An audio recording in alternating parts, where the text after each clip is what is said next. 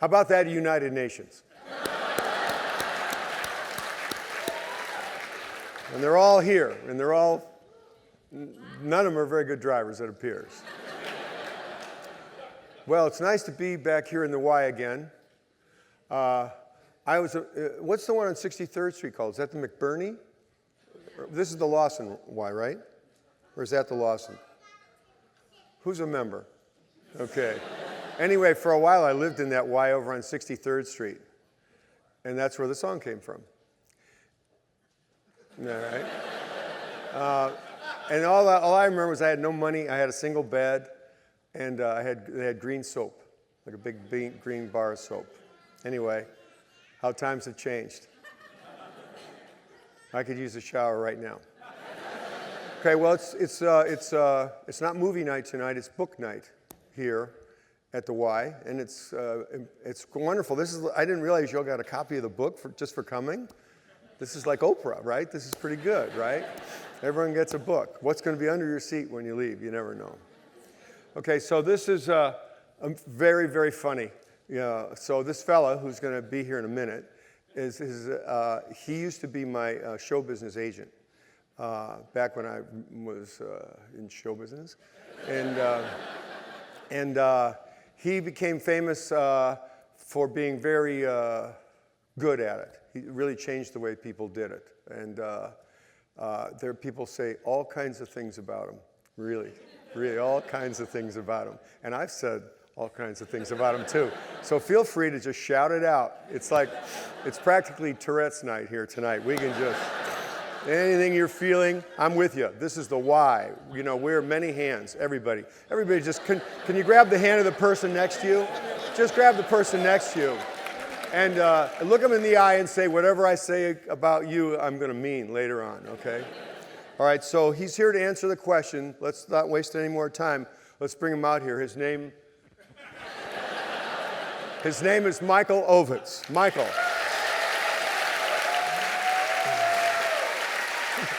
Okay. You have never lost it. Thank you.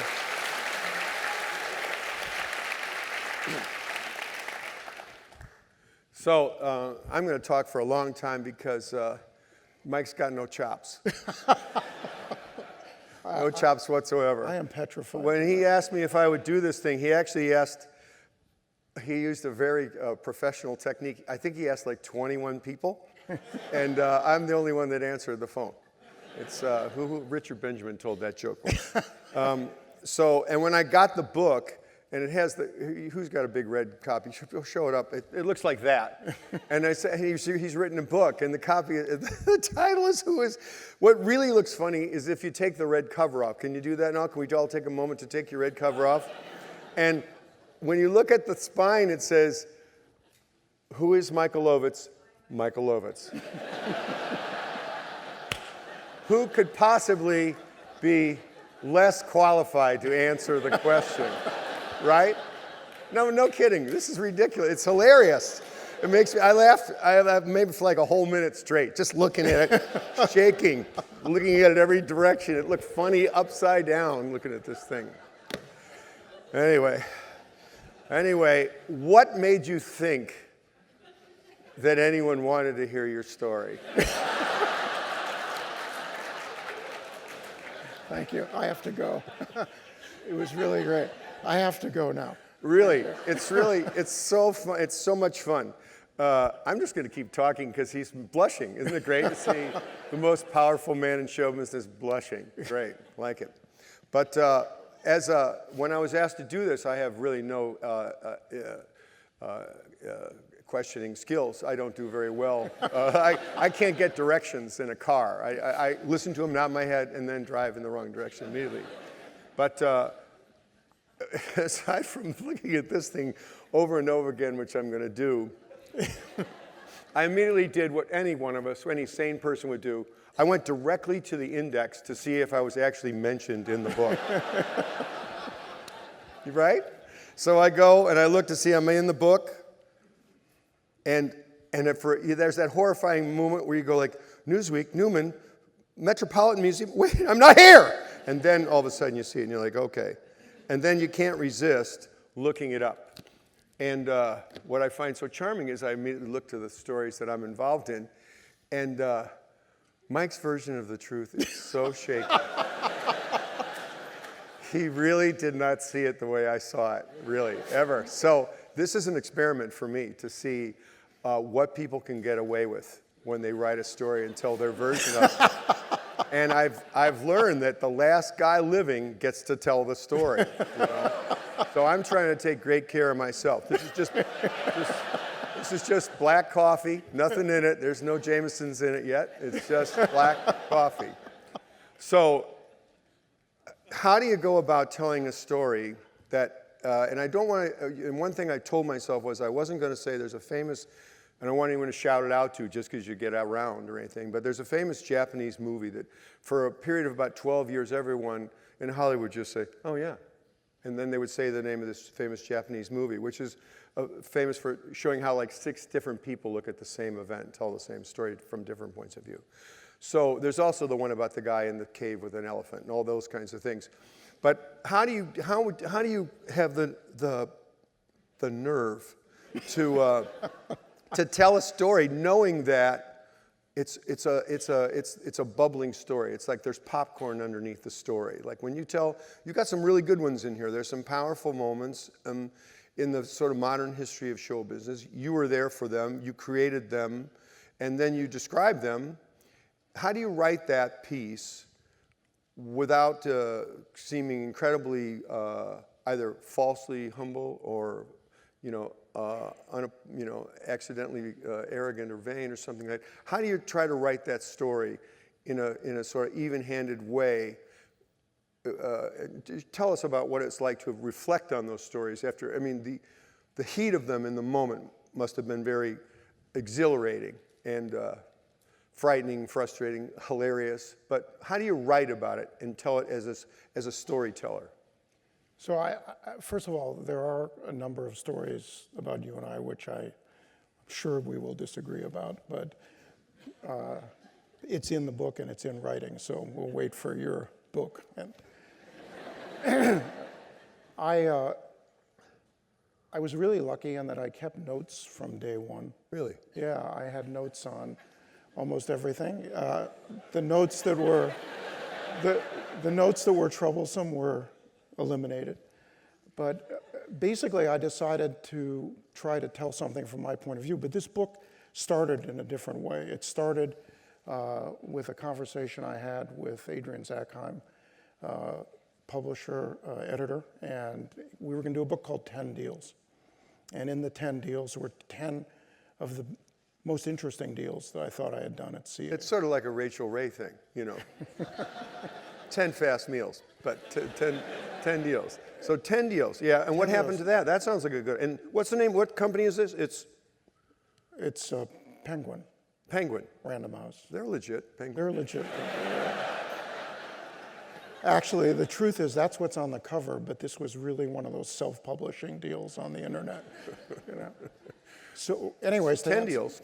10 deals, and as I started writing it, I started turning in pages and then working on it. Some friends were helping recall the events, calling around to different people that were involved in the deals, and then Adrian kept asking for more and more, and I started filling things in. And then 4 years ago, my oldest son, Chris, and his wife, Era was pregnant with what was going to be my first grandson, who was sitting here someplace, but I don't know where. We have to hold for applause now. He's got a grandchild. Come on. Yeah.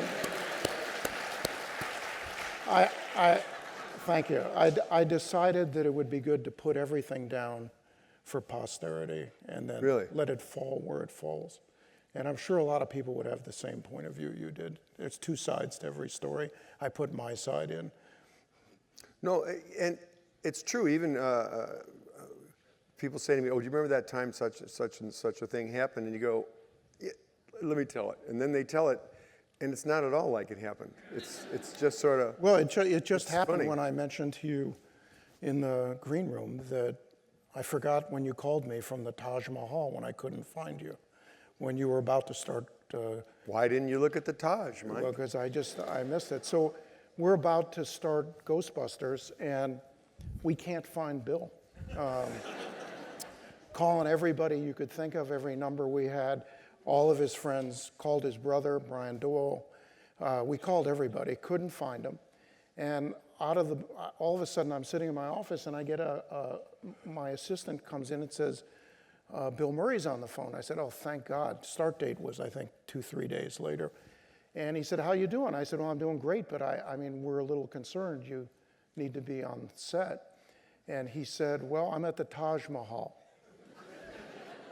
And I said, yeah, sure you are. And he said, hey, hold on. He started putting people on the phone. And lo and behold, he's at the Taj Mahal. He wasn't kidding. So I thought that was Before Stripes, and I realized, as we discussed, which makes your point about two sides to every story, but it wasn't Before Stripes. You disappeared before Stripes as well. That one, we couldn't find you, and the best thing is when you showed up, you hadn't read the script yet, which I thought was really interesting. I'm a quick study. What he's not saying is that an enormous amount of that movie was improvised and brilliantly by him, and which happened also again in Tootsie. As a matter of fact, Why am I perspiring? Why am I sweating up here? Why do I feel like I'm in trouble? because it's not, you started in on me, and I'm just telling you the First of truth. all, first of all, I wasn't going to look at the Taj Mahal. I was looking at the carriage house. It sounded better as See? the Taj Mahal. The three people, my relatives, like that one. I like that too. The guest house. Okay, but you didn't answer the question. You said a little bit about the different points of view. What did you write this thing on, and what kind of material did you use? Were you on a typewriter, a keyboard, a touch screen, a pencil and paper? I mean, I'm already disappointed because he took notes. How many of you studied and took notes in high school and college? Raise your hand. See? I hate you. Billy, I never studied, and anyone that took notes I didn't trust. And from day one, he took notes. That's amazing to me. It's amazing. I had a calendar, so I kept the notes. Okay, so what did you write this thing on? No, I did an outline longhand. I worked with some friends.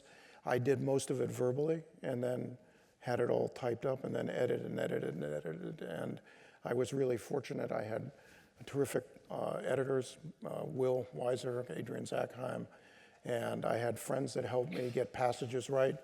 And I had a couple of friends who would ask me a lot of questions, and it pulled a lot of things out of me. Right. So you, no, I wrote a book too, and there are no copies available this evening. But I remember reading sort of celebrity, and not that you qualify as a celebrity because you're famous, or you're going to be after this book comes out. And I was always amazed by them. They seem so lightweight. They seem like wafers, the books. And I realized later it was because people dictated the books, and they would just transcribe them. And for an actor to write a book that's transcribed is like losing half of his tools. He doesn't have his face, he doesn't have his body, he has no timing, doesn't have any timbre to his voice, nothing. So when you read it flat, it seems very, very flat. So when I had to write a book, I did the very same thing, and I dictated a lot of things, and then it was transcribed, and I went, no, this can't be what I said. This can't be it, because it comes off so dull. But yours does not come off that way. It comes off much more powerfully. And there's a beautiful passage at the very end. If for those of you who really don't want to read the book, just go to... There's a beautiful passage at the very end, and all I could think was, wow, that's very, very moving. Who wrote it? Who wrote this last thing, Mike? Which was the last thing? I know. It was just you walking around the old building that you built on Wilshire Boulevard, the old CAA building. It's a beautiful couple of paragraphs at the end there. I found it moving. Thank you. And I thought, that's pretty good. And it had real feeling to it. It really sort of, it's funny to read this thing and see you bounce all over the place, because people think there are people that have dolls of Mike, beautiful ornate dolls with gorgeous, gorgeous ruby, sapphire, and amethyst pins stuck into various parts of Mike's body. But then there are other people that find him to be just hilariously amusing. Now, I particularly, I would once a year, Mike would let go. He's like my son Luke, who keeps it together, gives you the straight face most of the time. But once a year, I'd get on the phone with Mike, and I really adored this moment. And you could see him prowling around this big, floor-to-ceiling glass office of his, that he could see the whole horizon of Hollywood. And I could just visualize him walking with the headphone attached. And he would just start talking about, like an executive at that studio. And he went from, I could see his head turning, Paramount, Universal, just going across town. And he would just tell savageness, just rip every single one of them for about an hour. And it was funnier than any comedian that I knew. It was really funnier than anything, much funnier than I ever was about the same people. But it was fun. You would keep it in for the whole year and then let it go. So this is not that. No, this is not that. Actually, it's your next book, because you were the only person I did that with. You were a great listener. Well, we hated the same people.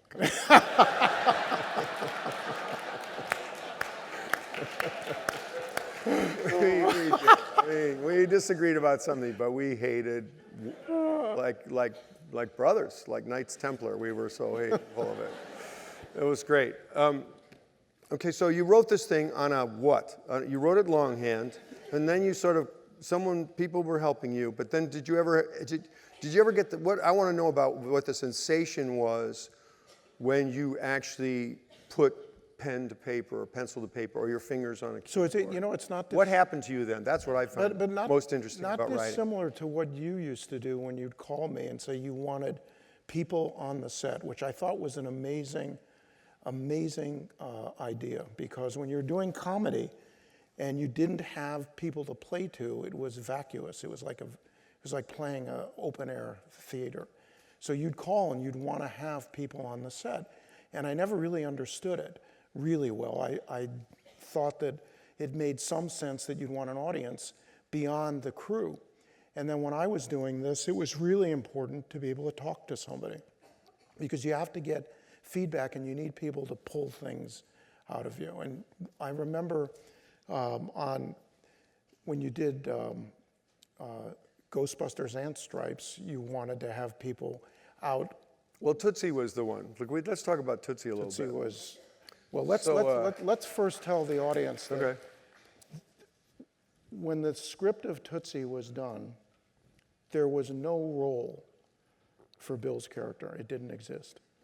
And we talked a lot about it, and Bill liked the idea, I think, of working with Dustin and Sidney. And you remember when we went over there that time? See, that's another one. I'm going to get the story straight for you now, okay?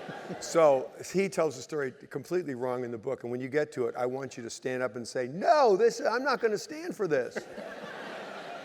But that was a case of, Mike was really good at what they do in his business is they get a piece of everyone in the movie. If they can get all their people in the movie, they get everyone in it. Then every time everyone gets paid, he gets paid. It's great. We should all have such a job. It's like Amway, but better. but better. Who's got? We're not talking Amway money over here, okay, folks. But that was an interesting case. And since we're talking about Dustin Hoffman, I just want to say Dustin Hoffman is a great man and a really good guy. And I heard what happened to him. And Dustin Hoffman is a really decent person. He's a crazy, it's like a Borscht Belt flirt. He has been his whole life, but he is a really sweet man. Why don't we talk about when we went to meet them? So this is a good story. So he sets this up. It was an example of it. So it's Dustin. No one really remembers I'm in the movie. It's Dustin Hoffman's in the movie, and Sidney Pollack is the director. There's a man named Frank Price who's the head of the Columbia Studios, and his wife is having a birthday in New York. Why they're in New York, I don't know. But somehow Mike figures out to get me invited to this party. Now, I kind of know Frank Price because I made a movie over there. I don't really know his wife. I don't know Dustin. I don't know Sydney. I don't know Lisa, Dustin's wife. I don't know Claire. I don't know any of these people, but I'm there. But given a bunch of Hollywood guys in an Italian restaurant in New York, I come off the funniest. It wasn't that hard, okay? And my wife Mickey was there. So and we're looking at each other going, what are we doing here? You know, I don't know. So it turned out that Dustin and Sydney had this funny relationship where they would. Am we boring you yet? Tell me when it. I want it just you hold them up slowly. Okay. They had this funny relationship where they would fight about everything. They just fought about everything. I don't know why. And they fought about everything. And so after the dinner, I actually know how to drive a car. So I gave Dustin and his wife a ride home. I said, "You want a ride?" "What? You know, you have a car? You drive a car?" So I drove him home, and the next day he calls up Sydney and says, "I don't want Larry Luckenbill to play my roommate. I want Bill Murray to play my roommate." Dustin Hoffman had known me for like 4 hours, but it was an argument, a point to make an argument with Sydney, you know. So Mike acts like he didn't do this, but he did do this. There's no reason I was at this dinner. So it turns out that I end up getting the job, and then Mike says, "Come on, we're going to go over to CBS Studios on 57th Street, and we're going to meet him." And Dustin, God bless him, he's the greatest. He threw a screaming fit that was hilarious, that went on for like 20 minutes, and you'll excuse my language, but he said, "I ain't fucking Robert Redford!" Which, when you yell that because Sidney Pollack made about 9 movies with Robert Redford, you know. So, you know, they have pictures of each other, you know, but so that was just his go-to. Whenever he didn't have anything else to say, that's what he would say. And it was great because I'm sitting there, he's going over here to close the deal, and it's, you know, it's like soundproof glass, you know? And you see Dustin's, the veins in the neck, and he's standing up on stuff, and he's slamming stuff down. And I'm looking at it, and he's humiliated. Mike's totally embarrassed, and I'm going, and I know it's like 70% show business. I'm not worried at all about it. It's very, very funny. But it comes to the idea of getting with the people in the crowd, and they were fighting in the movies, already in the papers. I'm talking too much. But when I got to the first day on the set, or the first day after ripping up the set, saying, "Who lives here, the son of Sam?" They showed me this. Well, you ought to, yeah. Let's talk about that. Yeah, this is in the book. But they say, okay, you can read the book, you can hear the story, you can get it over with. This is books on tape, okay, sort of. No, Bill comes down to first of all, when we went to see Dustin and Sydney, we were in a director's booth. It had one entrance, one exit. And when we got in, Bill kind of looked at me like, "What have you gotten me into here?" And as we started to try to walk out backwards, Dustin very skillfully blocked the door, if you recall, and just kept going. So we got to watch this. It lasted quite some time. It was amazing. It was really a movie, just the two of them going.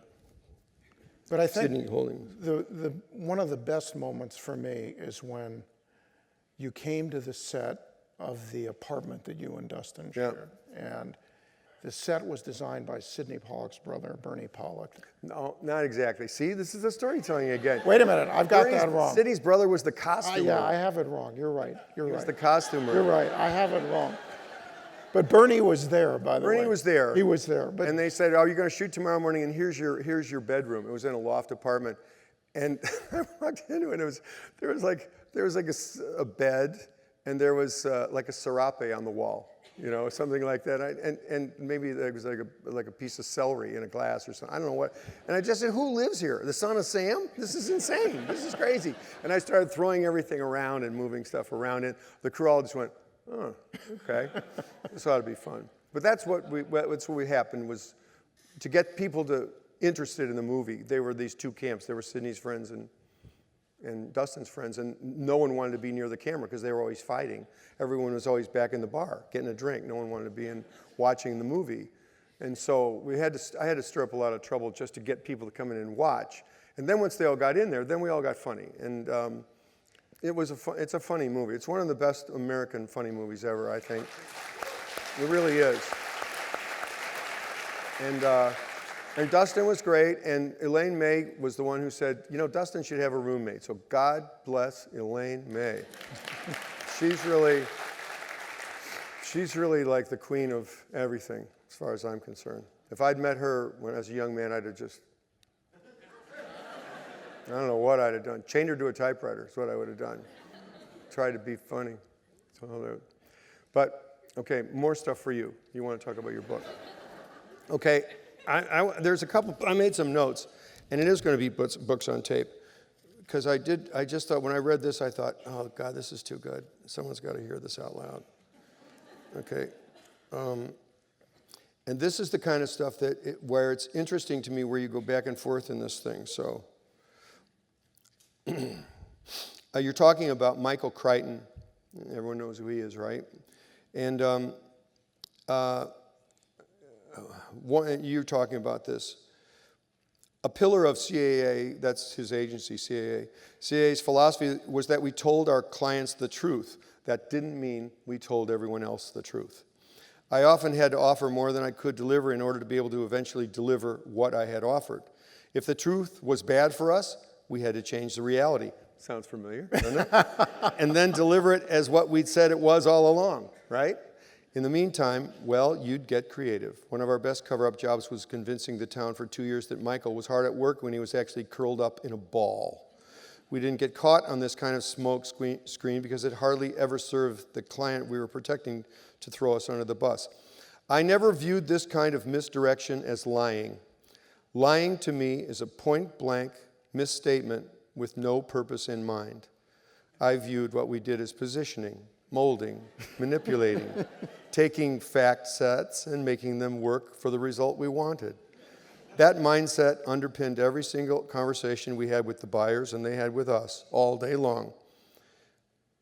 For instance, a studio exec calls me, but that's enough. But that's just a wonderful piece of reading, isn't it? I don't view this kind of misdirection as lying. And there's a lot of this stuff. It's sick. It's really sick. It's all through the book, and it's almost you're going to be pushing the person next to you in bed, saying you have to hear this. But so that kind of, and there's wonderful sequences in here where you guys just throw stuff out at each other, and I used to laugh at it. I used to just hold the phone out like this, and just like visually, just hold the phone away from my head like this. But so now let's talk about the misdirection is lying thing. Now, you must have thought about this one a lot before you talked about. Well, I thought about it because we had Michael, who, as you know, was a close friend as well as a client, and he was having a rough go of things, and it would have been very difficult for us to go out and say that Michael's not working. He's, whatever the actual facts were, to be able to state that would have been really detrimental to him. And what we did is we told people he was working on an original. Now, you could say that was a lie, because was he really working on an original? We kept trying to get him to write, but he was blocked. He was totally blocked. He couldn't write. And for a prolific guy, that was really unusual. This is a man who wrote so many things, from books to movies to television shows. I mean, it's very rare you find someone this talented. And we made a decision we had to protect him. And it worked out in the end, because what came after that 2 years was he came in. I went to see him actually at his home, and he said, I've got an idea. What do you think? And the idea was, what do you think of 3 people involved in a park that has dinosaurs in it? And it was Jurassic Park. And I said, my God, what a great idea. Because I like dinosaurs, my father liked dinosaurs, my son liked dinosaurs, and I just thought it was a brilliant one-liner. And he went home, and in 5 months, he wrote Jurassic Park. And when he gave us the book, he gave me the galleys of Jurassic Park. We had been telling people, as Bill says, we'd been not telling the truth, that he had been writing, but we kind of told the truth, because he wrote Jurassic Park. And when it came out, we put it together, gave the book to Stephen. Stephen read it in one night and committed to it the next morning, which is highly unusual. Yeah, it is one thing that I noticed. This molding and manipulation and positioning that Mike used to do, you could hear it, and there really, there was a crazy, the thing about Mike that's so funny is he's kind of lovable. He's kind of lovable, and you can see how lovable he is, can't you? I mean, we have extra security to keep you all back. But this when you'd hear this positioning and this manipulating, you just have to cover your head and your face. That's the great thing about working in a telephone business, is that no one sees what the other person is doing on the other end of the line. It's really great, but there was a heart involved in it. That was what was kind of always fascinating to me, that there were things that you would just go, oh my God, but beneath it all there was a heart beating underneath it, just like those wonderful dinosaurs you loved as a kid. They too had a heart.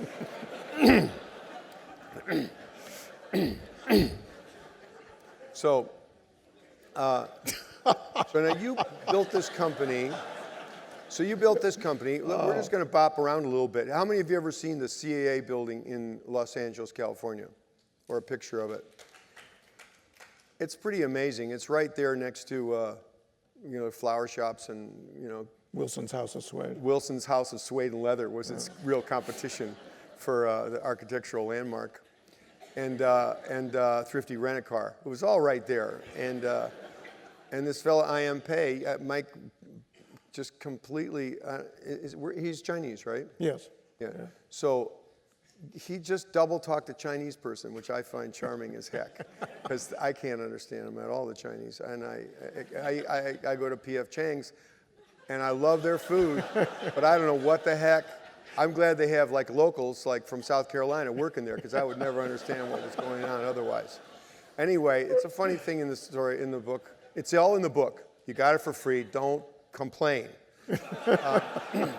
about getting this guy I.M. Pei. And because we're talking about I.M. Pei and we're here in New York, I have to remind myself every time I see his initials, I.M. He did the Javits Center down there, the convention center. Does everyone know this story? He built that glass convention center that's down there on 34th Street, and it's all glass. And about 3 years after he built it, the city calls up and says, "Mr. Pei, the windows are getting all dirty. How do we clean? We can't figure out how you're supposed to get up and clean it." And his response was, in true American, he said, "I don't do windows." Swear to God.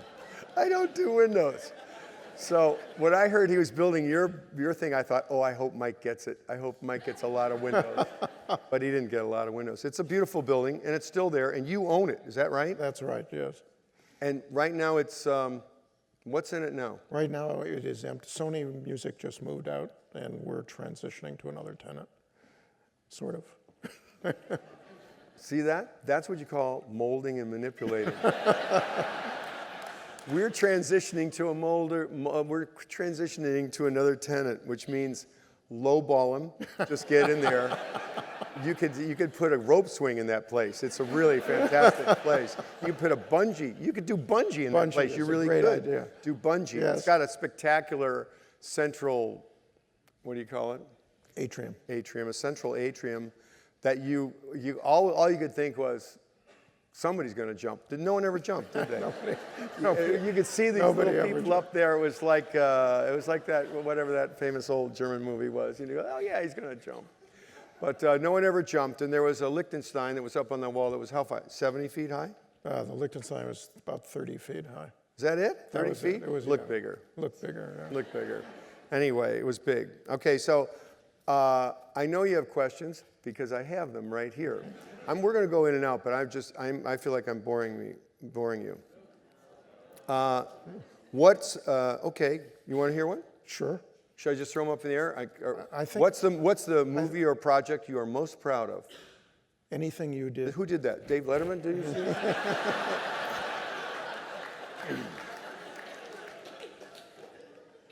I think it's hard to say singularly, but I'm particularly fond of Tootsie, Rain Man, Goodfellas, Ghostbusters.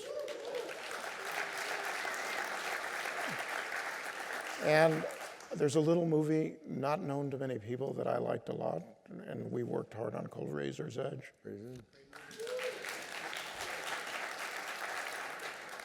And that's because I'm not taking a fee tonight. Okay. What do you miss about Hollywood? Anything?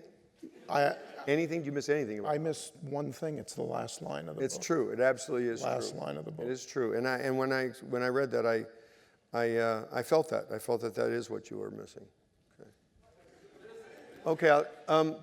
Well, if I read just the last line, you won't deliver the emotion that you get if you read the last page. So I don't want to rob you. I don't want to read the last page, do I? They're all going to go read the last page anyway. Well, not everyone's going to read the whole book.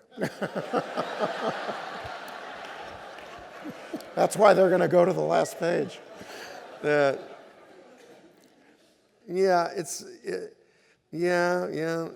Okay, I'm going to skip around a little bit.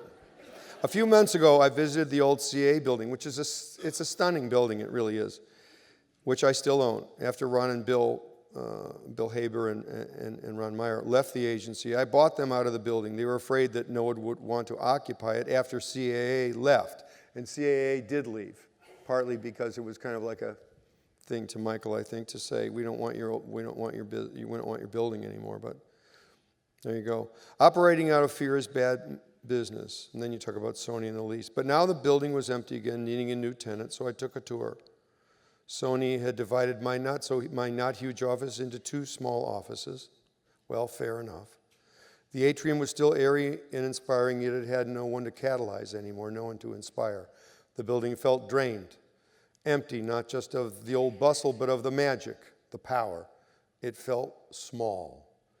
It felt like your childhood house does when you go back as an adult. When we first inhabited the building, the whole mighty team of us, we were giants. We could walk outside and reach downtown, the Pacific, or Tokyo in a single bound. I was hit by the magnitude of what I'd done in that building, and it seemed kind of amazing, this kid from the valley, with no stature, no tenure, no network to rely on, reshaping the entertainment business. Now, I'm going to skip this next paragraph. This is, in my empty fortress, like the Man of Steel himself, I realized that I wasn't out of the valley yet. I'm free of it in my daily life and in my bank account, but I'll never be free of it in my brain. You carry your origins with you. Still, those origins drove me here and built this place and attracted so many bright, funny, creative colleagues. In the silence, I discovered that the only thing I really miss about the agency business was the camaraderie, my comrades and friends, and the passionate way we spent our lives together. I miss the people. And I feel that. That's a nice piece of writing, isn't it? Thank you.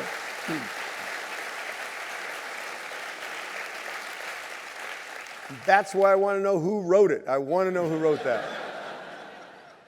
So let me for a moment just say something that's going to embarrass this guy. This is like the Sammy show, Yeah. Sammy and Company. Yeah, Let me embarrass this man. I'm never going to get through this because he's not going to let me, but I'm going to make my best. This dynamic is pretty much what it was like for all the years we were together. But this is a very, very funny man. But what you have to realize, this is also a very brilliant and highly intellectual man. He can't deal with this. But also there's a soft spot to this guy that's pretty extraordinary. This goes back probably 30 years, but I was sitting in in New Haven, Connecticut, with one of my kids who had well, we didn't know what it was at the time, but a medical issue. And I was pretty shook up, and I was by myself, and all of a sudden there's a knock at the door of the hotel room, and Billy shows up. And he stayed with us, for 2 days and 2 nights, which was as long as we were there, and stayed and kept me laughing like he has today, and was supportive. And of all the people, and I handled a lot of people, this was a guy that It's hard to find a hotel room in New Haven. Right? Am I right? I mean, It's like going to a ski town. If you can get into someone's room, you drink as much as you can and you pass out on the floor. That's what I did there. Yeah. This guy was the most stand-up guy, and Wait, here's a question. Michael, what? are you leaving Bill anything in your will? Wait a minute. Did you write that? I did not write yeah, it. you put somebody God up bless to you. that. God bless you, little person, whoever you are. I give up. I give up. There is no competing with you. It's not possible. Oh, God.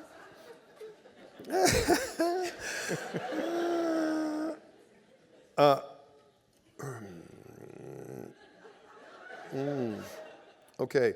Were there risks you took in business, kind of a tongue twister, that paid off, but looking back you think were still bad risks to have taken? Well, we took risk almost every day. Yeah. Every day. And I think, advising creative people is a risk in itself, as you well know.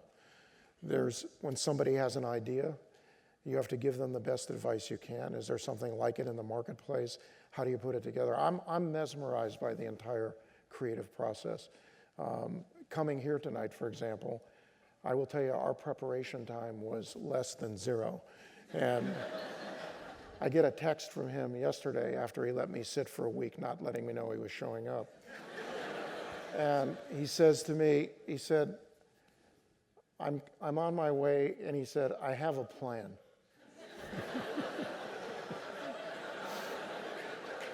So I text him back, and then he texts me again. He says, how long are we on? And I said, I don't know, hour and a half. Next text 45 minutes. 45 minutes. He says to me, do you know any songs?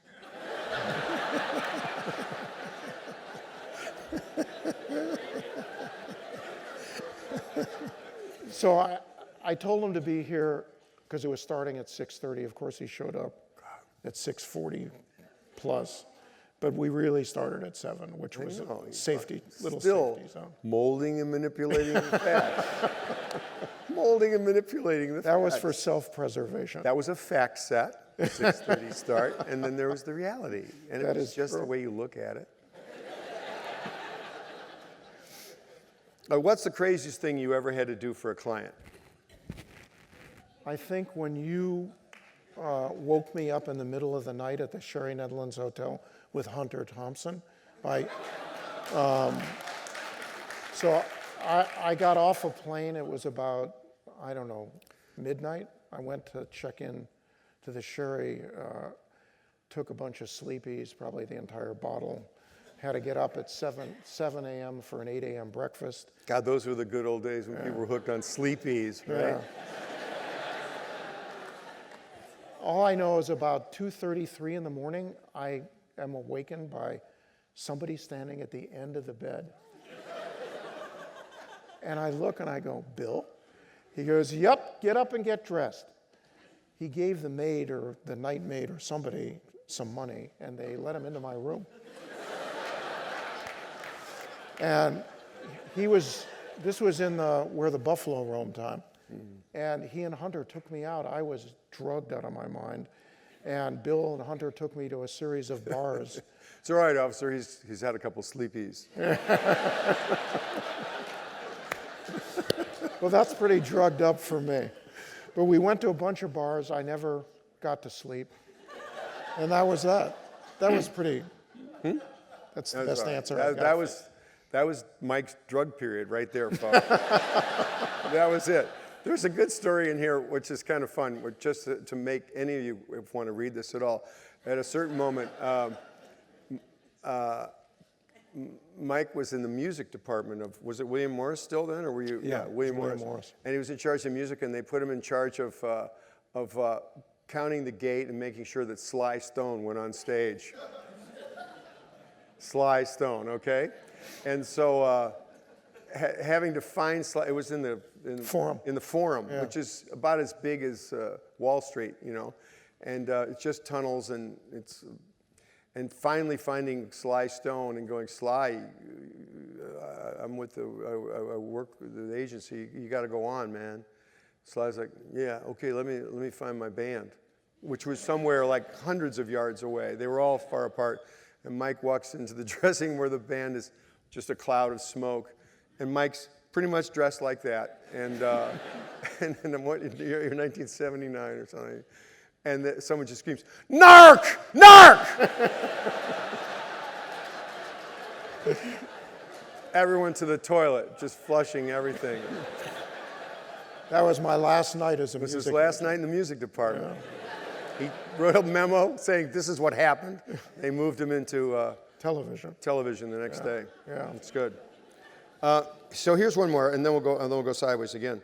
I'd like to hear your thoughts on the future of streaming media, OTT, and specifically, are you bullish on Katzenberg's new TV? Let's go to another question. Okay. I don't know what a lot of those things mean anyway. What do you think about Hollywood today? It's a different place than when. It's just a very different place than, we had, I think, the last great period in the entertainment business with respect to making films and getting people's dreams to come true. I think that today, with the advent of on-demand and streaming, it's a very different place. It's very hard to build careers the way we did. It would be very tough, for example, to have the run that we had, for example, where Bill was doing one great comedy after the other, filled in with some really amazing dramatic work. But he had the ability to do things like Caddyshack, and then to go do Razor's Edge, and to do Where the Buffalo Roam, all while he did other films that were big hits like Ghostbusters, Stripes, Meatballs. And then to come out and toward the end, I'd say in the early 2000s, when the business just has changed geometrically. We're in the middle of a very large shift in viewing patterns. I mean, all of you get what you want when you want it. And it didn't work that way when we were doing it. We had to plan it all out ahead of time, and it took years to get those films made. It did. And people waited a long time to make their movies. And, they would hold on to these movies for a long time, almost like a gift that had never gotten wrapped, and it'd be sort of in the closet. But someone knew it was there, and it was always there. When Mike ran that company, it was a machine. It was really a juggernaut. It really ran. It really, really ran. And when he left, it didn't run the same way. They were still the same. They're still nice people. I met a lot of wonderful people there that you hired. But it didn't run the same after you left because, you had leadership skills. It was good. It was good for them to be forced to have. How many people have a job or have ever held a job? Well, you know how it is when there's someone that really holds your feet to the fire, that really expects you to do your best, and is really pleased when you do your best. Mike had the ability to show pleasure when you did a good job. He can be very flattering. That's part of what what life is. You got to fluff people. You got to fluff them up a little bit. Everybody needs an attaboy. Everybody needs an attagirl. And that ability to do that. People that are actors or directors, writers, they get kind of moody, and you see people's success is very visible. When someone else has success, you know it. It's in the paper, it's on TV, it's in the movies. That movie's there. There's an Oscar, and you didn't get it, someone else got it. So success is worn, Hollywood style. People wear their success. People, New York's a little cooler. When someone's got money in California, LA, you know it. You know it. They show it in their car, they show it in their clothes, they show it in their house. And when someone has that success, it's really hard not to be envious of them, to feel that envy. And I think you were very good at feeling that kind of emotional kind of flutter that would happen when someone would have a great success, and you realized, okay, now my other clients are going to want this kind of thing for themselves. And how do you it's like your kids. Your kids are all different. They all don't need the same thing. Some have much more confidence than others. And you have to treat them all like your kids, and you have to mold them and whatever. You have to show them, present a set of facts that they can work with to give them confidence. I didn't have that many problems making movies, but they were, because most people in the movie business are very, very hardworking, very, very hardworking. Occasionally I'd have a problem with someone, and I would just get so frustrated, and it would seem like small potatoes, and I would just talk to Mike and say, "Oh, I can't believe this knucklehead," and he would call this person up and say, and give it to him. I don't know. He would just give it to him, and then it was over. I don't know how you did it, but you managed to make the small problems that I had in business go away, and I appreciate that very much. I don't have those. I don't have any problems anymore, but those kinds of problems could really frustrate you then when you're really trying to succeed, when you're really trying to get something, to be known as an artist, to be known as a creator, to be respected and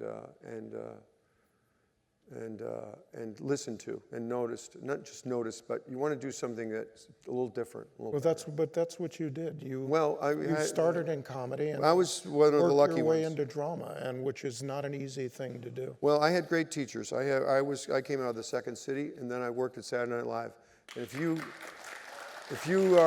can work those two jobs, you're going to make it, because those are the greatest schools. They're fantastic, fantastic schools. They're not just entertainment. They're not just theaters and television. It's a real education. And if you can succeed at those two places, then you're going to be okay. So it says, how did you and Michael meet? How did we meet? You probably remember that. I'm afraid to say it now because you'll probably say it's wrong. But I remember you first met Ron Meyer, and then Ron suggested that you and I meet. And I flew to New York, and I remember you called me. I was sitting in a hotel room, and you called me, and I said, "Where do you want to meet?" And you said, "Grant's Tomb," and hung up. Mm-hmm. So I was dressed like this. I ran downstairs and asked a cabbie, could he take me to Grant's Tomb? And it took me 5 cab drivers, where one guy finally said, "I know where it is." And sure enough, I went there, and this guy was standing tall in front of Grant's Tomb. I was the only one standing at Grant's Tomb. That's true. And then we just started walking around, as I recall. Yeah, it was pretty. We just started walking around. Bill was the guy I always wanted to hang out with in New York, because he had this fantastic way of where you'd hang out with him and you never knew. I was a guy who knew every minute of my life was booked unless I was with Bill, and then the office booked me out. And the reason is I never knew where we were going or what we were doing.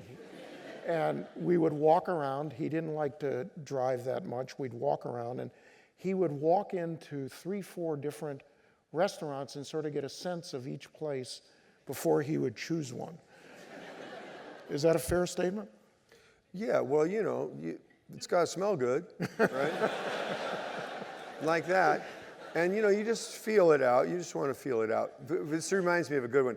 Has anybody here, certainly someone's been to Patsy's uptown, like 126th Street pizza place? So Mike's, from the valley, and I said, okay, I'm going to show you like a real coal oven pizza. We're going to go. And to go to Patsy's, I used to stop there on the way home at night, late, really late. But we went in there. Do you remember this? I remember. This is a good one. We went in there and had lunch and had a pretty nice time. We had I think we ate like a couple pizzas and we drank a couple bottles of wine or something. And then, Mike picks up the check, every once in a while. And so he says to the waiter, who just looks like, he's like a cousin, your uncle or something. He says, I don't know, can you change one of these? He's got a $100 bill. We're in Patsy's, right? Okay. The waiter says, oh, gee, I don't know, let me check.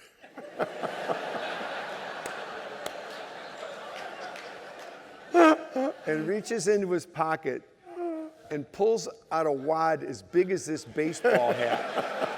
I mean, this is the waiter. He's got about 6,500 in his pocket. It was so awesome. I was like, oh, this is so great. This is so great. Mike wouldn't come back for months after that. That really, still one of my favorites. I tell people that one all the time. Okay, so how many kids have you got? 4. And what are their names? Gee, I don't remember. Okay. Chris, who's married to Era, Kim, my daughter, Eric, who's married to Kendall, and Minty, who's Tamara's daughter, who is my significant other. And so, have the kids all read this thing? Have they read this book? I haven't asked them. Okay. Well, it's Just like kidding, I don't Bill. ask Just people to give kidding. me Christmas presents, but I get them. I But so you I haven't think- asked them to read? No, I think 2 of the 4 have read the book. Okay. I'm just interested. I can't even. I don't think any of my kids read my book. I don't think. All right. So you had when you started this CAA business, you started with the William Morris Agency, and then you guys decided that you were doing it better than they did, and they were a little square. They were old-fashioned. They were. They were old-fashioned, and you guys were bringing them lots of money, and they weren't necessarily respecting you. And so you fellas decided to set off on your own. And when they found out you were thinking of setting off on your own, you all got fired. We got fired. Which is like that day, they all got fired. Same day. And tell them how that happened. This is a funny one. Go ahead. So we were talking about we needed to set up offices. We needed to get some money. I went to a local bank in Beverly Hills, the City National Bank. They're still in existence, to set up a credit line.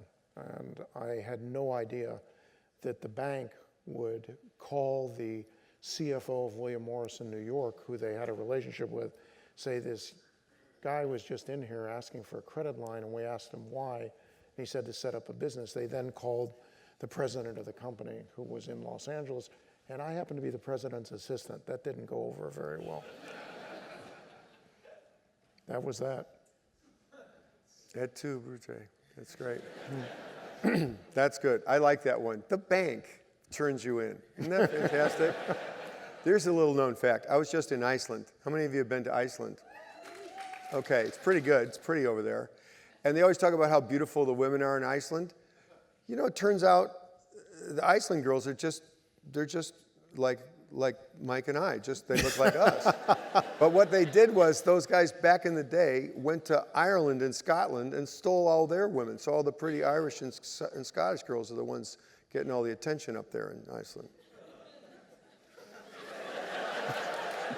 I find that interesting. I'm still impressed that the Appalachians are still full of Irish and Scots too.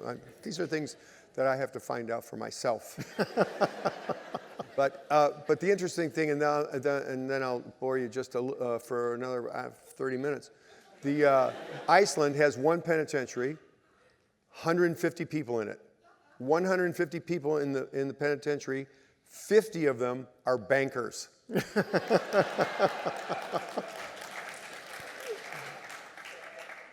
I gotta like that. I like that one a lot.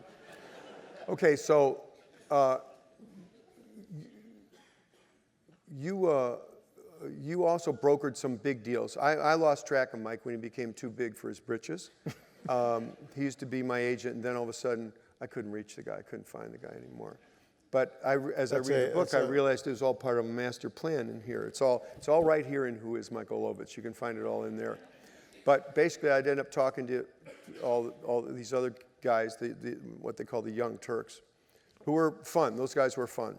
And Jay Maloney was one of the great ones. He was one of the funniest guys. He took his own life, and he was beautiful, and he was really something. But he was the guy I was okay with not talking to Mike because Jay Maloney was so charming and wonderful.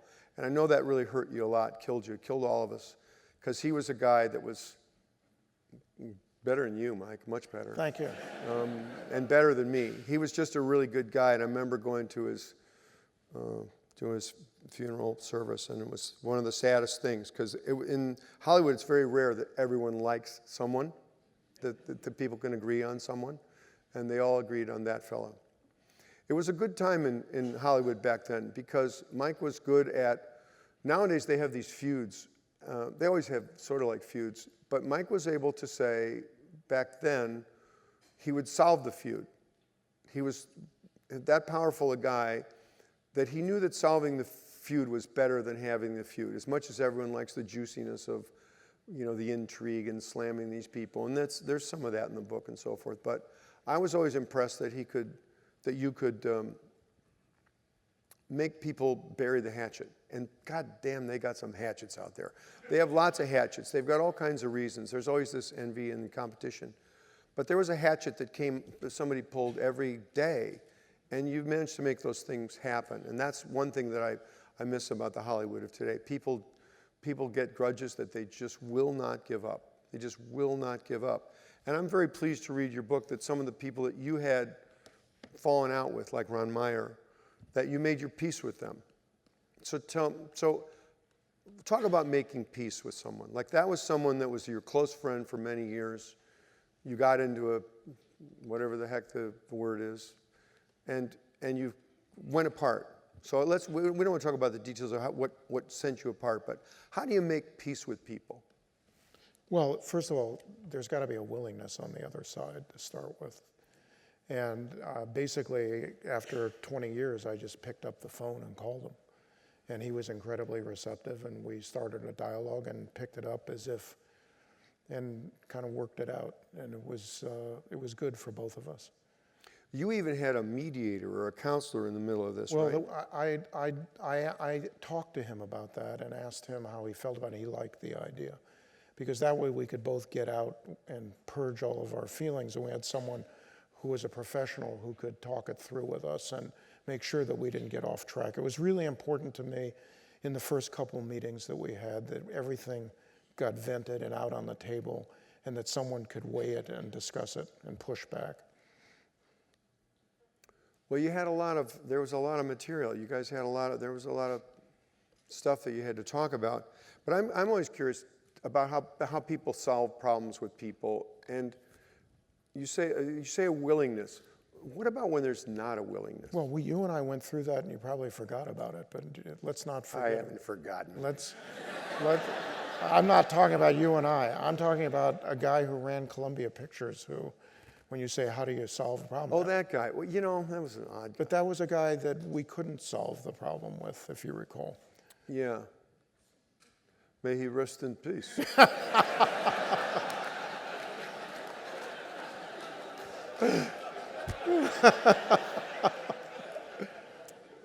Yeah, well, that was, those kinds of people, I don't know.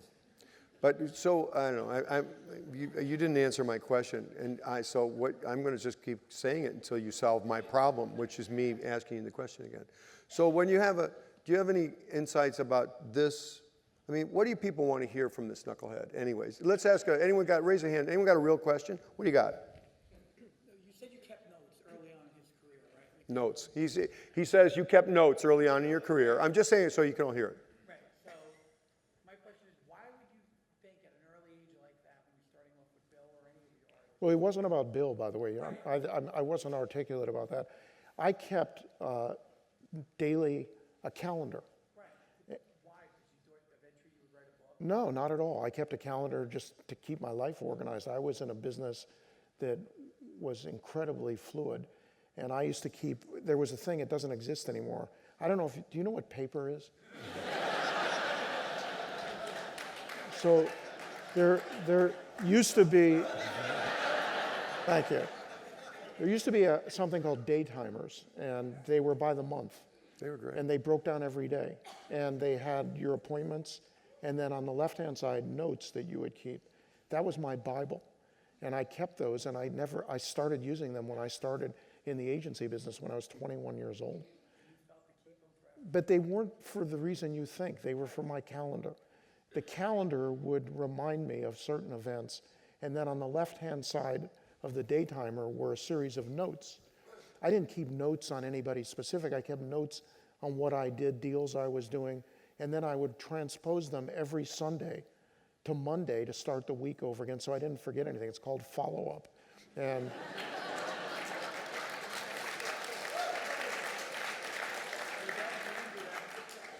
You had that coming. No, it's true. But he had those little bitty daytimer things in his pocket all the time. It was very strange. You got one too, right? So, Mike, can you maybe share a story or two where during one of your deals where you came out on top, you had to be a little extra cutthroat and maybe at the expense of the other party? Okay, I'm going to do Garrett Morris here. Mike, can you tell us a story about when you had to be a little cutthroat? And then? At the expense of the other. At the expense of, well, kind of the definition of cutthroat. I mean, it's not this, it's that.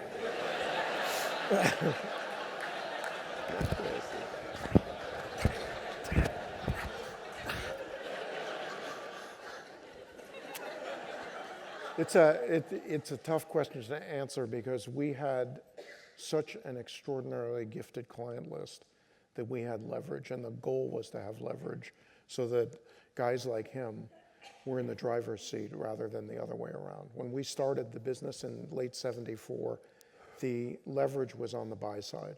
It was with the studios, the networks, the publishing houses, record companies. And we wanted to have leverage to be able to make the best deals. And we got to a point where we had someone in-house that did models the same way that the buyers did. So we knew what was there to be taken, and we took everything that we could. The idea that the deals, we felt that the other side were, grown-ups, they could handle themselves. So we would get the best that we could get for our creative people. As far as the deals, it was almost every time. If we had a package like Ghostbusters with Billy and Danny and Harold, may he rest in peace, and Ivan Reitman, the director, everybody wanted that movie. And it gave us the ability to take a very large piece of the gross for the clients, which we did. It did change. It did change. When you watch Turner Classics and you use your remote control, you can see that, you go back in someone's movie, and you can see that there are actors that made 30 movies in a year. How the hell do you do that, But in the 39, 40, and they were grinding them out, 2, 3 a month, where they would just work, and they worked them like dogs. They didn't get paid particularly well. They always had the pictures of them with Pierce Arrows and snappy cars, Duesenbergs, but they didn't get paid like they get paid now. They get paid now, same as sports and so forth. And you guys have, CAA was the first, you guys started representing sports agents, or basketball players, athletes. That didn't used to happen. My son is a basketball coach. He's represented by CAA. I said, are you kidding? Really? Really? What do they do? Do they get you like an extra whistle? What do they do?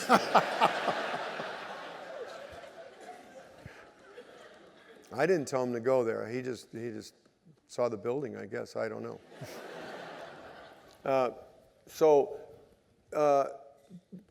Did you ever talk a little bit about the glamorous side of your life, of like what Hollywood's like? Because I didn't really ever live there much, but I heard about it a lot. I heard about it. What's the most silly fun you ever had, like on a movie set, or when a movie sort of, that was always the fun thing. We did the Ghostbusters in this town. We had that car, and it sort of looked like it was legit. And you could drive through stoplights and just drive anywhere. And no one would stop you. The cops didn't, they thought you were a fire department. The fire department thought you were a cop. So you just keep driving that damn thing around. We had lights and everything, horns, all kinds of crap, and we had those machines. We'd walk into stores with the proton accelerator on our back and just look at all the jewelry, just taking things apart, spilling coffee on things, saying, all right, somebody's going to come back and get that cleaned up for you. And we'd walk out. But tell us some kind of a fun thing that you guys did that. Look, the reality is, it's not an accident that I begged you to do this. The fun times were on the sets, Groundhog Day, you know, What About Bob, Stripes. We had a good time, and you always made sure we had a good time, and it was fun. Glamorous, I wouldn't call it glamorous. I would call it just plain old laughs and fun. And it was always great running around New York City with you. You were like the mayor of New York. Well, you know, in my job, I always felt the more fun you had, and I'm sure everyone feels the same way, the more fun you have at your job, the better you do it, right? I mean, the more fun you have at work, the better you do your job. We always felt pity for Mike and his crowd because they had to dress like that, for one thing, and show up at work, and they'd have to work, act like they were serious about, you know, looking at the movie set and stuff. One of my favorite stories is when Coca-Cola bought Columbia Pictures. And they were just like businessmen from Atlanta, you know, and they were all dressed up for work. And they came to visit us on the set of Ghostbusters. And when you're in the movie business, you can smell, you can actually feel when someone enters the set that's not one of you. You can feel it. It's real. I'm not exaggerating it. You really do. You really feel it. And I remember we were on the biggest set on the lot, and they had to pick the building up. They had to, because we built that giant set of the house over here on Central Park West, right? We had to build that set. And in order to make the building big enough, they got every person on the lot that worked on the lot to lift it 1 inch at a time. You talk about the pyramids, it was crazy. And there was like 1,500 people, and they went, 1, 2, 3, lift it, you know, and 1 inch at a time to make it 10 feet taller. So we're in this crazy set there, and Laszlo Kovacs, this great cameraman, the cinematographer is there. He's just having the most fun, because this is a real screwhead movie. And we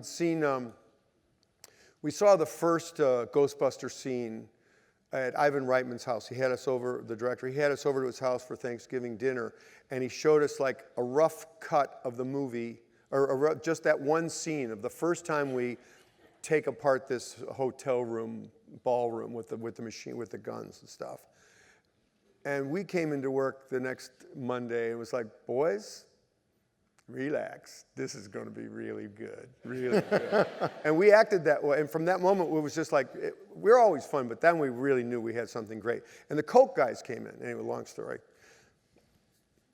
Oh, we're way over. The Coke guys come in, and they're just standing there like, man, we own all this, kind of thing, right? There's like 7 or 8 of them in suits. Not that you'd ever notice 8 guys in a suit walking into a movie set.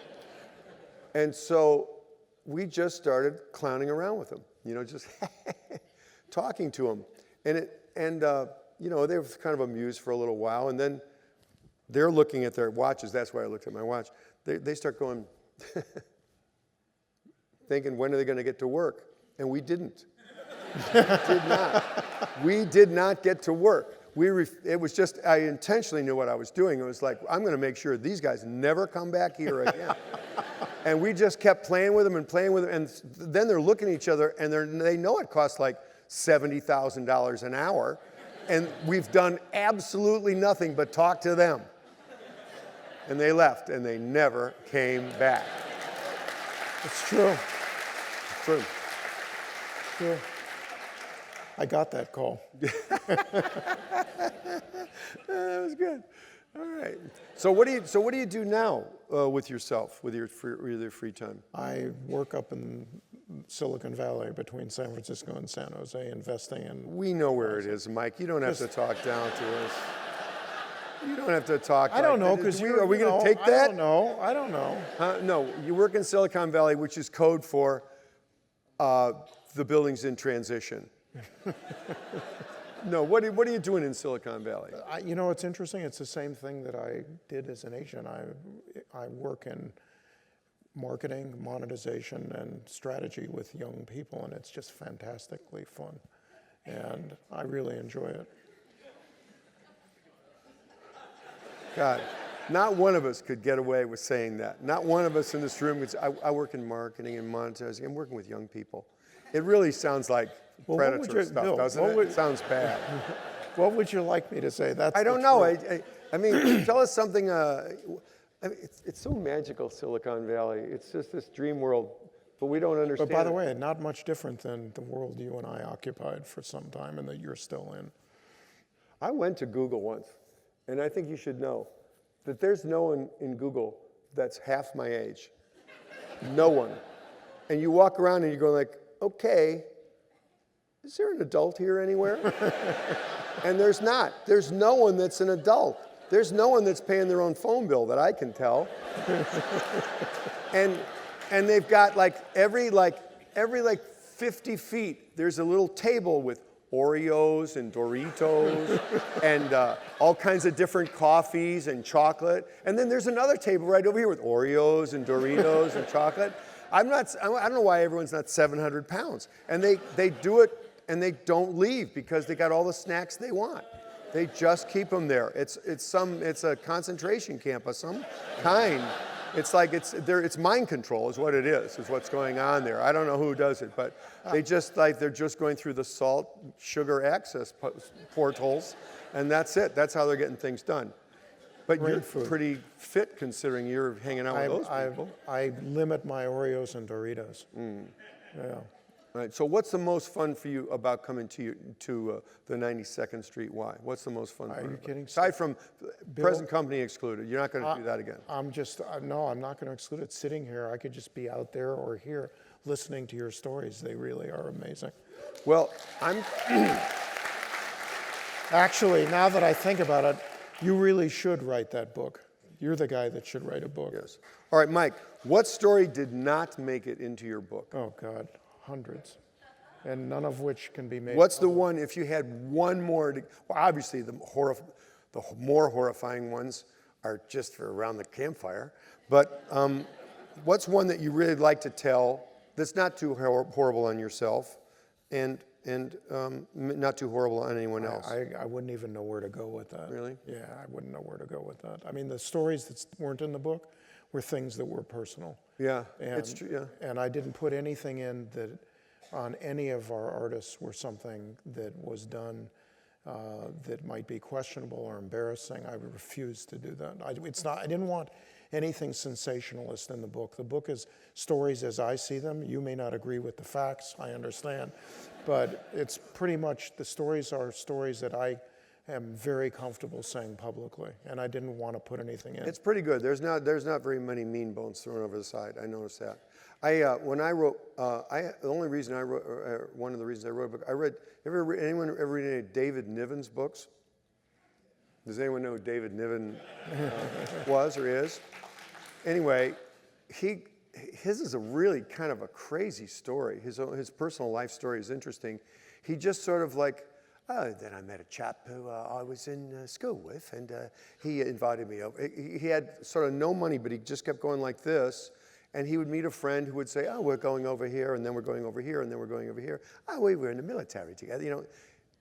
But he wrote books, and he was best friends with everyone, just the nicest guy, it seems. And he wrote books and told stories about famous people, and he never was mean. It really impressed me. I never saw anyone write a story about Hollywood or modern people without ever sticking it to someone. And I thought that's really a challenge, to write a book where you don't have to pull out the mean bone on someone. Anyway, you did a pretty good job of that. Thank you. Okay. All right. Okay. How are you different today than who is Michael Ovitz today versus Michael Ovitz 20 years ago? Okay. You know, by the process of writing this book, it was a cathartic experience for me and a growing experience. As you get older, as you know, and you look back and you think about things that you've done that you shouldn't have done, things that you've done that you're proud of, things that you probably would like to do differently. And as you get older, you start to really think that through. I feel very good about the place that I'm in, even though you don't like my definition of what I do up in the valley, which I understand. I feel inspired to be up there. There's a lot of brain power up there. It was what kept me going through CA, was creative people. Really, it wasn't the other side of the fence, as you know. You were right, I did bitch to you a lot about a lot of the people that neither of us cared for. But the reality is that when you're working with really bright young men and women, it's very stimulating. And I as far as I'm concerned, I kind of found what Ponce de Leon was looking for. When you go up there, you get to learn about something different almost every day. Bioscience, search mechanisms, enterprise software. It's a whole new planet for me. And I've been doing it now for about 15 years, and I really enjoy it. Did I leave you speechless? I believe you. It's hard. Well, he plays a little close to the vest. That was kind of that's the way it was. It is in business. You don't sort of tell everyone what you're thinking all the time. I told you all the time what I got a fair amount of information. Yes, you did. But then you knew that I was inept enough to be able to do very little with it. No, that's actually not accurate. I knew that you were like a vault, which was great, and that you weren't part of the social part of the business. You were your own guy, and you ran your life very differently than all the other people that I dealt with. Sidney Pollack, who was a good guy, also a good guy, and you could tease that guy. God. And you did. I did too. He was relentless. He was like a sweet Jewish guy from South Bend, Indiana. I didn't even know there were any Jews in South Bend. I thought it was just Notre Dame, and that was it. But he wore cowboy boots and tight denim. And I used to tease the hell out of him. I was like, come on, man, you're South Bend. Come on. Well, when you tore up the set, he was beside himself. And that was the set they ended up using, is the one you did. But a really good person, and really wanted to hear, really wanted to hear Steve Martin's book read aloud to him as he was dying. Steve Martin's book really made him laugh. But he said that Michael Ovitz is a weapon to be aimed. Which I love that one. I thought, oh, that's really good. So, and I think about that, and I think about that. There are other people like that. We all know someone like that. But so now, what are you aimed at now? Not just silicon, but what do you? There's got to be. What's that line? Sometimes I shoot for the stars. Rocket Man. What are you aiming at? That's not. I'm trying to enjoy my life, which was hard to do in the agency business.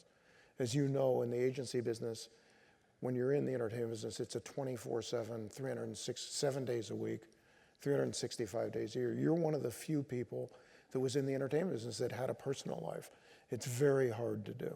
It's all consumptive to be in that business. Today, I'm not in the business, which is a good thing for me. And I'm very tempered about my time, and I find time to be my enemy, frankly. And it's something that's incredibly valuable to me. So I'm very careful about how I spend my time, and frankly, who I spend my time with.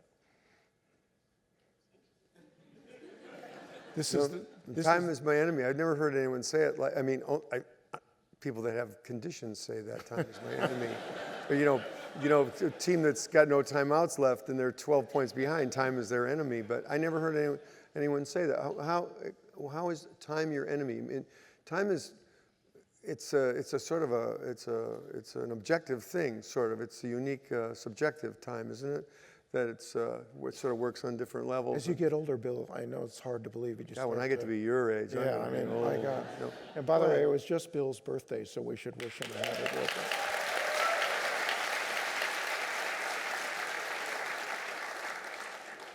So don't you worry about me. See this? I was in Nashville yesterday, and I'm celebrating because I'm friendly with a writer, singer named John Prine from Chicago. And he's one of the great ones. And I did something with him for a Grammy kind of business down there in Nashville. And they said, we're going to go see this band, the Steel Drivers, which is this fantastic bluegrass band. They're really just a killer bluegrass band. So I got there a little late, and I came backstage. The Steel Drivers were already on, and I saw John Prine. He had a guitar, and I said, "Are you going to play?" He said, "Yeah, I'm going to go out and sing. I'm going to go out and sing Paradise," which is this great song he wrote about the coal mining industry. And he said, "Come on out and sing with me. I'll go out and I'll tell Mike you're coming, and he'll introduce you." So I got to walk out on stage at the Grand Ole Opry last night and sing with the Steel Drivers. And it was just like Oh Brother Where Art Thou? They got the big old-fashioned microphone, and John singing a solo mic over there, and then the whole the string bass, the banjo, the girl on the fiddle, and we all go, "Oh Daddy, won't you take me back to Muhlenberg County?" I'm not going to sing it for you tonight, but Mike, maybe you got something you want to sing to the folks? I think we've stayed here long enough. I think we've covered it all. I don't know if we've covered it all, but I appreciate you all coming out tonight to see Michael Ovitz. Thank you. Thank you.